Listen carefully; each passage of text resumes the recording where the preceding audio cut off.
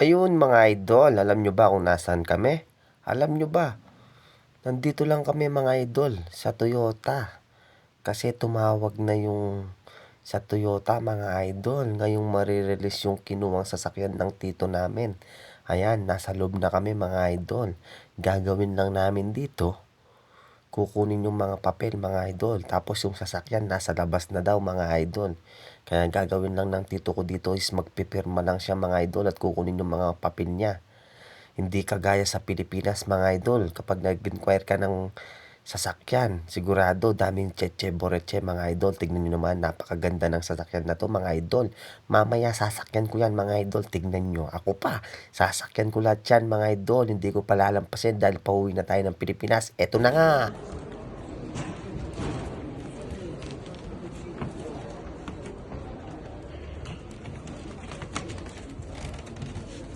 Wala pa akong napili, kaya mag-aano muna ako.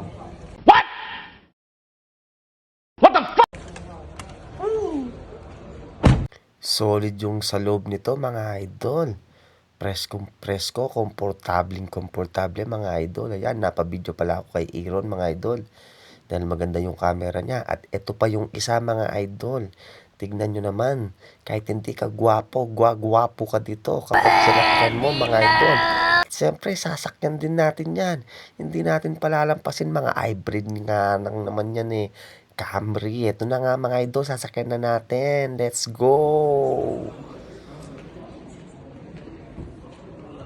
Check natin yung bibilin natin. Kung kusunada natin to, kukunin natin ngayon.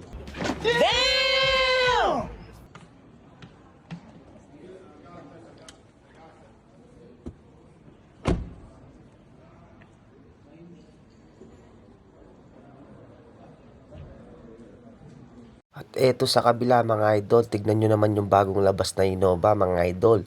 At eto, naunaan ako ng tito ko.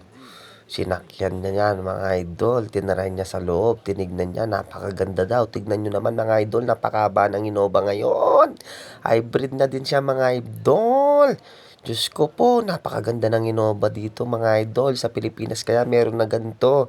Napakaba ng Innova mga idol. At eto na nga, palabas na yung mga papel ng tito ko mga idol. Konting oras na lang, makikita na niya yung sasakyan. At eto na nga mga idol, hindi namin napansin, nasa labas na pala yung mga tito namin mga idol. Iniwan kami sa loob.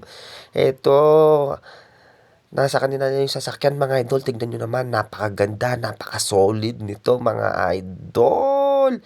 Bibili sana ako din sana mga idol, kaso pauwi na ako, kaya hindi na ako bumili mga idol, tsaka wala tayong pambili. Sinakyan ko lang yan mga idol para ma-experience ko naman kung gaano kasarap sa loob ng sasakyan mga idol. At ito mga idol, inano na ng tito ko, pero hindi sa kanya yan, sa kapatid niya, sa kuya niya, kay Tito Jong yan mga idol. Bumili siya ng sasakyan kasi para makatid daw kami sa airport mga idol. Bumili lang siya ng sasakyan para sa aming dalawa ni Aaron. Para makatid lang kami sa airport sa Sabado mga idol, kasi pauwi na kami ng Pilipinas mga idol. Napakabait talaga ng tito namin na mga idol. Bumili lang siya ng sasakyan para maihatid kami sa airport. Diyos ko po, napakabait mo Tito Jong. Sana all bago yung sasakyan. Ito pala yung sasakyan niya mga idol. Tignan niyo naman, napakaganda, 'di ba? Sino ba namang di sasakay dyan mga idol? Kaya kami, niyaya ko na si Tito Jong, tara mag-stroll tayo, binyagan natin, i-road test natin mga idol para masubukan sa labas mga idol. Siyempre bago makasakay yung mga kasama namin sa bahay mga idol, uunahan na namin ito.